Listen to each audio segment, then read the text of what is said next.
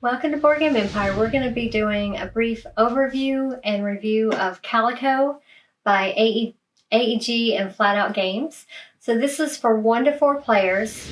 I could totally see how this would be a great solo game because honestly, when you're playing with another player, it still feels more like a solitaire game. There's no player interaction. So it's very relaxing. So if you are not into take that games or just in the mood to play a game that has no take that, that's more just basically you're just trying to get the most points. But honestly, you could play this as I haven't looked at the solo game rules, but you're kind of more competing, in my opinion, against yourself, even though there is a final score and the player with the highest points wins. But for me, it would be more competing with myself to try to get a better score. Is how I would play this game. Although you got pretty lucky on the game. Wasn't lucky. I focused on the right strategies. She focused on one strategy and got lucky in 2 other areas. Well, I'll explain that in a minute. So basically, I optimized on my design goal tiles and got max points on 2 of them. And I did get lucky on getting the second set of scoring, but twice. That's called mad skills. For it to happen twice, that's more than luck. That's called lightning. So basically, you have your player board, which is your quilt. You're trying to build a quilt that gains the most points. You start out with they have your player color that matches your board. There's 6 design goal tiles for each player color. You choose 4 randomly, and then you turn them face up, and then you choose 3 of those to use for that game. The rest go back in the box. So the way these design goal tiles work is they have letters or an equal sign on them. So this one here, you can see there's 2 A's, 2 A's, 2 B's, and 2 C's. And all that means is you have either or on the bottom. It's either colors or patterns. 3 sets of a pair. So 3 pairs. So you would need like 2 purple, 2 blue, 2 green, 2 purple, 2 blue, 2 red. Or you could have 2 of one pattern, 2 of another pattern, 2 of a different pattern. If you happen to score and get both, meet the requirements for both 3 sets of 2 patterns and 3 sets of 2 different colors, you would get both scores that's on the top there, which on this tile would be 18 points. So you get 7 if you just obtain one of those requirements. You get a total of 18 if you obtain both. And I was able to do that on 2 different tiles in our game. Without trying. I was trying. Without trying. I was trying. You can't do that without trying. You were going for one. I was going for the colors, and I got lucky on the patterns. But I was also going for patterns for the cats, so I think that's how I was able. He was focusing on the buttons. The buttons. I was focusing on the cat and buttons. The lowest of the scoring, so he got a lot of the buttons. I was focused on the cats and the design goal tiles. So on this particular tile, there's 3 A's and 3 B's. So that means you need either 3 of one color and 3 of another color, or 3 of one pattern and 3 of another pattern. If you get both, like I have it shown here, 3 of the same pattern and color, 3 of the same pattern and color on another 3 tiles, you would get 7 for the first one and an additional 13. So you would get 20 points for that right there. Plus, these button tokens, or buttons that you're sewing onto your quilt, when you have 3 of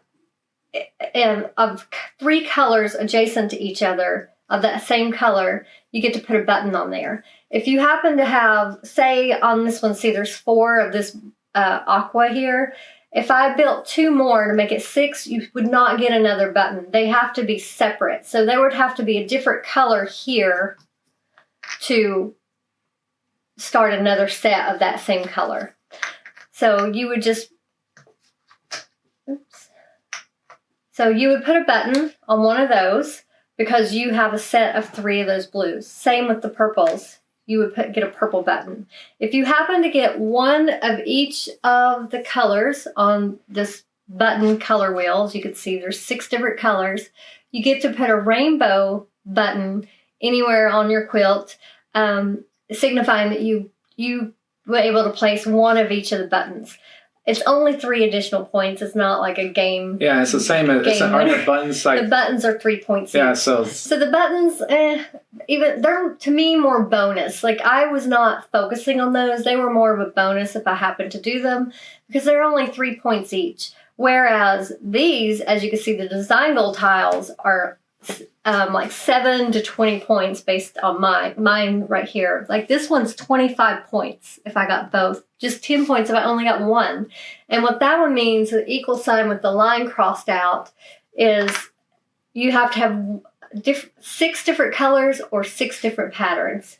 So on this one, what I was going to show was if you only got one, if it was like here, you would only get the colors because you could see these break the pattern goal requirement. So you would still get points for this. It would just be the 7 points for just three of one color, 3 of another color. And these outside edges that have partial and full patch pieces, they do count towards your quilt. So you can use these for your scoring. To get the buttons. Yes. I don't know why I had these and here. Cats. But then there's the cats. They have, you pick 2 random black and white patch tokens or tiles for these. That's these 2 patterns are the preferred pattern of this particular cat. And these are 2-sided. This one you're just going for a certain number of them adjacent, which that one's 7. That one they have to be in a certain pattern of one of the patterns it likes. They have to be in that position on your quilt. So this particular one, it wants 7 of either that pattern or this pattern adjacent, going in a row. So you would need 7 of these flower ones or 7 of these the fern-looking things. I think I was going to show, yes, this one, he wants 5 of the stripe pattern.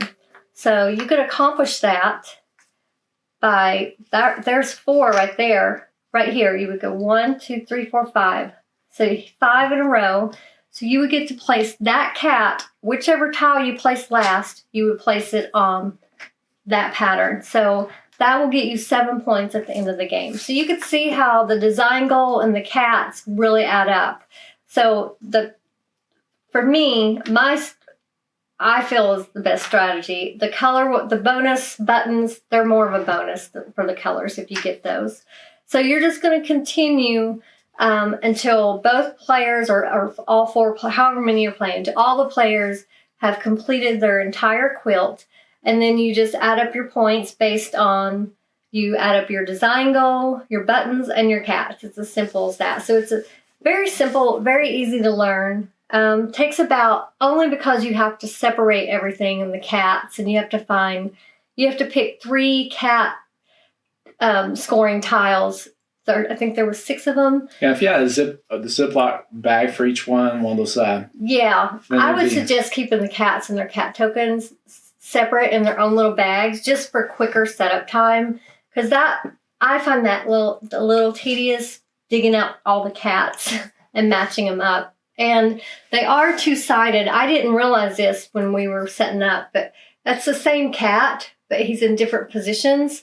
And they have cat tiles for each position. So because I got all the ones for that cat. So just keep that in mind. But it would be, for easier setup time, I would suggest keeping the cats with their cat tiles separate in little bags.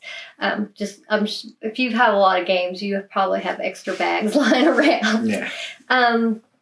But so that's basically it.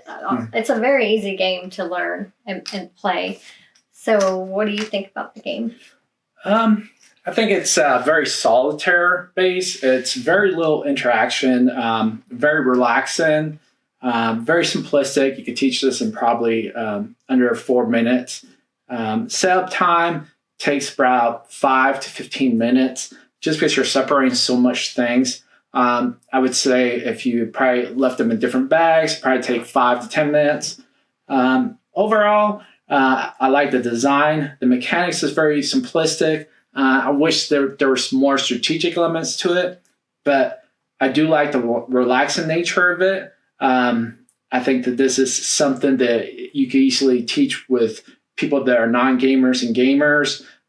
It does have a strategic element to it, but also a luck-based factor because you're picking out different tiles in the bag. So overall, I would give it like a 7. I think that this is a great game, but I think it needs more of an expansion or something that for people that want to take it to that next level and give it more interaction or more complexity. What did you think? Well, you can add more complexity a little bit by making the cats where you have to get it in a certain patterns in a pattern, if that makes sense. But that is about, like you said, that's as far as it goes, as far as adding more complexity. For me, I would only want to play this game if I was wanting, because I enjoy point salad. This is a point salad. I will give it that. But I like a little bit more interaction and take that. For me, I would probably enjoy playing this as a solo game. Because I played solitaire constantly as a kid. So and she played Sagrada also. Yeah, on my app. Yeah. So I enjoy solitaire games. So I would enjoy this, I think, more just competing against myself and trying to get bigger and bigger scores.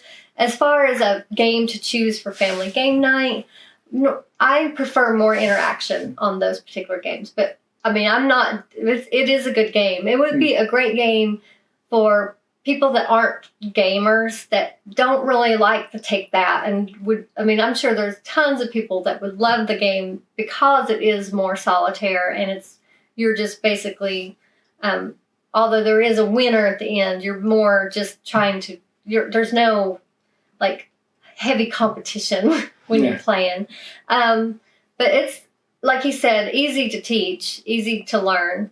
So it would be a great game to teach people that, like I said, that aren't avid gamers. You would be able to teach them very quickly and everyone would have fun playing this game. So I would give it a 7 as well, because it is a good game. But for us, it wouldn't be a family game night game. It would be more if we're just wanting to chill out and maybe while we're watching TV or something, play a game. This would be a good one for that, for us, for that kind of situation. Yeah, we're more on the competitive side. Yeah. We like to destroy each other. So. Yeah.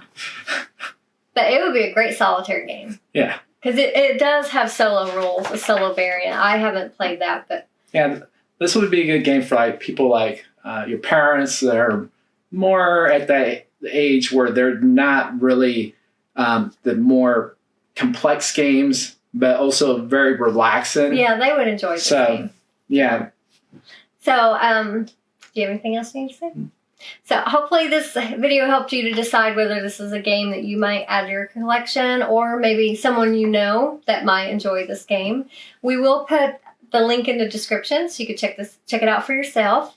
Thank you for watching. Please give this video a like. Feel free to leave any comments. We hope you're already subscribed, but if not, please subscribe to our channel, and we look forward to seeing you next time.